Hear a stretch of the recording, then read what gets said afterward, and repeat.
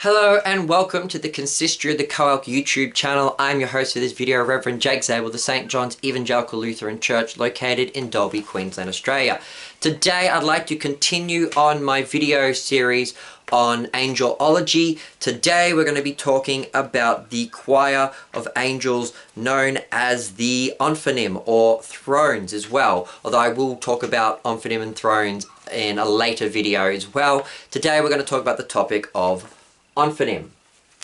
So the next choir to be discussed is the Ophanim. Ophanim is merely the Hebrew word for wheels. The Ophanim appear in the book of Hebrews in chapters 1 and 10 accompanying the cherubim. In Ezekiel 1:15-21, Ezekiel states that underneath each cherub was an onif, or wheel. He describes the appearance of these Ophanim like the gleaming of beryl, and that the Ophanim look like wheels within wheels. How the wheels were interlocked we do not quite know, except that Ezekiel said that they could move in all four directions without needing to turn. Thus we could assume that the wheels intersect in a kind of X-shaped formation, but in such an unfathomable way that each wheel was able to make a full rotation without allowing the Ophanim to roll both backwards and forwards and side to side without needing to turn. Kind of like that picture is often how they're depicted. Now, the exact appearance of the Ophanim gets a bit confusing by Ezekiel 10:12. In Ezekiel 1:18, it says that the rims of the Ophanim were tall and fearful, and rims of the four were covered in eyes. The word here for rim is gab, which means back, as in the part of the body. However, it is used in Scripture to mean a range of things, such as eyebrows, bases, and even shrines. It is also used to refer to rims. For example, in 1 Kings 7:33, there are some bronze chariots, and there were some bronze chariot wheels in the temple, and it states that their axles, rims, spokes, and hubs were all cast in bronze. Also in Job 15:26, the word gab is used to speak of the rim of a shield. It is clear that the rims of the Ophanim were covered in eyes. In Ezekiel 10:12, Ezekiel said that their whole bodies, their rims and their spokes, their wings and their wheels were covered in eyes. The wheels that of the four of them, the cherubim had. Now Ezekiel 10:13-14 then says that the wheels were called the Whirling Wheels, and that each wheel had four faces, one of a cherub, one of a human, one of a lion, and one of an eagle. This could either mean the four each had one face, or each had four faces. Here it would seem that the Ophanim had wings and had faces. At least, this is if you read the English Standard Version. If you read the King James Version or the New International Version, it does not say their rims and their spokes, but their backs and their hands. Most scholars believe that Ezekiel 10:12 and 10:14 are not speaking of the Ophanim, but the cherubim. Thus it is the cherubim that have wings and faces. The New Living Translation is the most blatant in this, saying, both the cherubim and the wheels were covered with eyes. The cherubim had eyes all over their bodies, including their hands, their backs, and their wings. Ezekiel 1:18 already mentioned that the Ophanim were covered in eyes. And now Ezekiel 10:12, it mentions that there were eyes all over the cherubim, over their backs, their hands, their wings, and their wheels, referring here to the Ophanim. Here the Ophanim are called their wheels, that is the wheels of the cherubim. This is because the Ophanim belonged to the cherubim in a special way. In Ezekiel 1:21 and 10:17, we hear how the Ophanim moved wherever the cherubim went, and that this was because the spirit of the living creatures, the cherubim, was in them. The exact meaning of this is unclear, but there seems to be some special bond between the cherubim and the Ophanim. The cherubim were not inside the Ophanim, because Ezekiel 1:15 says that they were beside the cherubim. Yet the cherubim and the Ophanim are linked in some way. Kyle and Delitzsch wrote in their biblical commentary on the Old Testament, the sense is the wheels were in their motion and rest, completely bound by the movement and rest of the creatures, because the spirit which ruled in them was also in the wheels, and regulated their going, standing, and rising upwards. By spirit the wheels are bound in one with the cherub figures, but not by means of a chariot, to or upon which the cherubim were attached. So Kyle and Delitzsch state the Ophanim wheels were not attached to a chariot upon which the cherubim rode, but that they were physically separate from the cherubim. However, the cherubim and Ophanim were bound in spirit by the power of the Holy Spirit, so that wherever the cherubim went, the Ophanim went with them as their faithful sidekicks. Now, in the traditional list of the choirs of angels, the wheels are also considered to be the same as the thrones, mentioned in Colossians 1:16. This idea comes from Daniel 7:9, which reads, "Thrones were placed, and the Ancient of Days took his seat. His clothing was white as snow, and the hair of his head was like pure wool. His throne was fiery flames, his wheels were ablaze." How this verse connects the Ophanim of Ezekiel with the thrones of Colossians 1:16 is based on three assumptions. 1. The thrones of Daniel 7:9 are not seats but angelic beings. 2. The wheels of Daniel 7:9 are the Ophanim from Ezekiel 1 and 10. And 3. The thrones and wheels in Daniel 7 are the same beings. Regarding the first point, that the thrones in Daniel 7:9 are angelic beings, particularly the thrones of Colossians 1:16, the thrones in Daniel 7:9 are not royal thrones, but judgment thrones for judges to sit upon.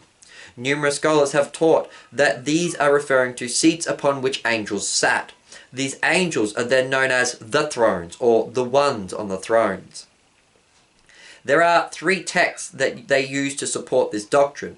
The first is the latter half of Daniel 7:9. Here it says that the thrones of God is served by 1,000 times 1,000, and that 10,000 times 10,000 stood before him. It is implied from the context of the passage that the thousands are angels, and some scholars have assumed that those seated on the thrones must be the angels. The second text, which is the strongest argument, is 1 Timothy 5:21. Which speaks of God the Father, Jesus, and the elect angels sitting in judgment. This text is clearly speaking of angels who were entrusted with judging humanity, which could either be a single choir, i.e. the thrones, or to all the angels. What this text teaches us is that the angels who serve as judges are traditionally what are called the thrones. The third text is Psalm 89, 5-7, which speaks of an assembly of holy ones and a council of holy ones.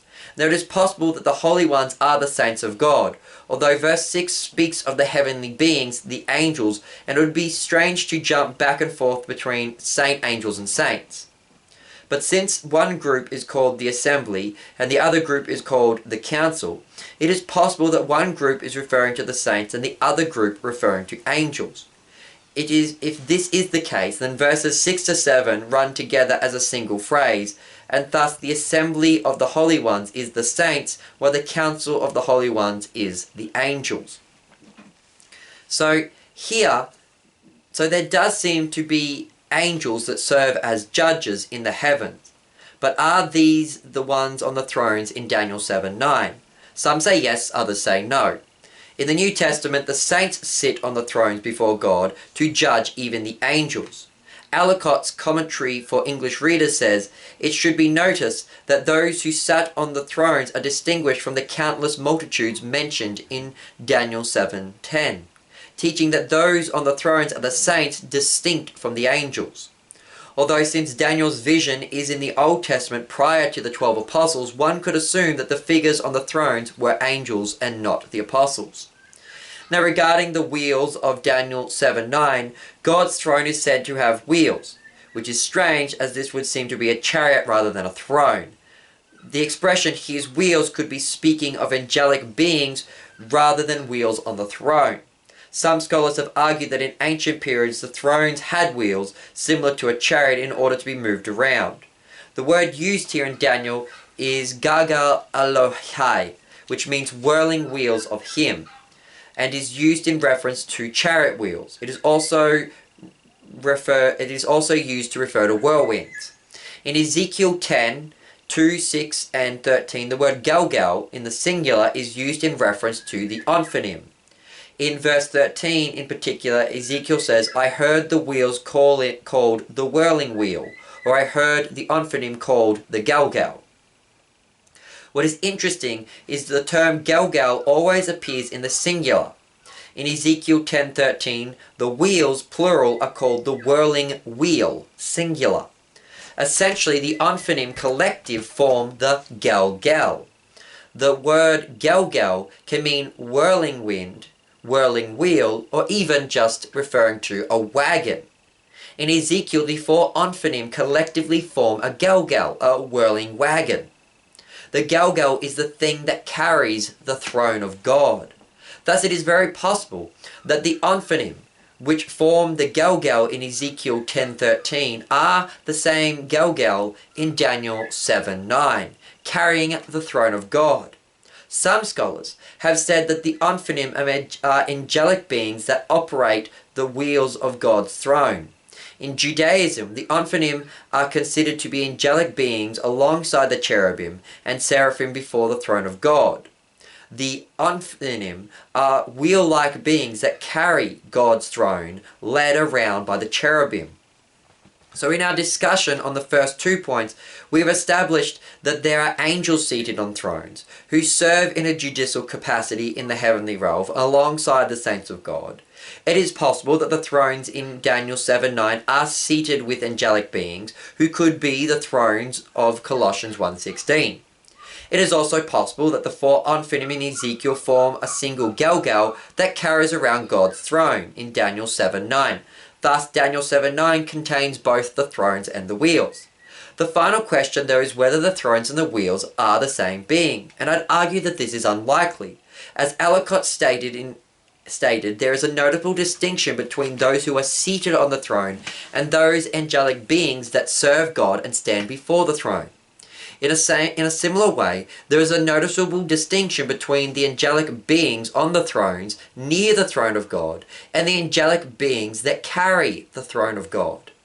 If we accept the assumption that the thrones in Daniel 7:9 are the same as the thrones of Colossians 1:16, and that the Galgal of Daniel 7:9 are the same Ophanim that form the Galgal in Ezekiel 10:13, then it becomes quite improbable to consider the thrones and the wheels in Daniel 7:9 as being the same beings, for both serve two very distinct roles.